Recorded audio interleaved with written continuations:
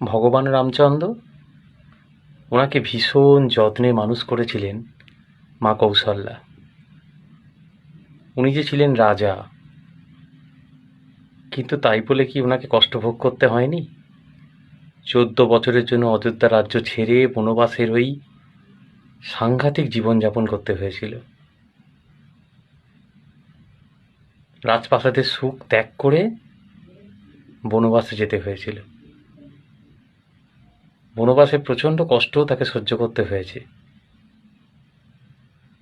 কিন্তু ওই যে মা কৌশল্যার আশীর্বাদ, তাকে কি সারা জীবন বনবাসে থাকতে হয়েছিল? কখনো নয়।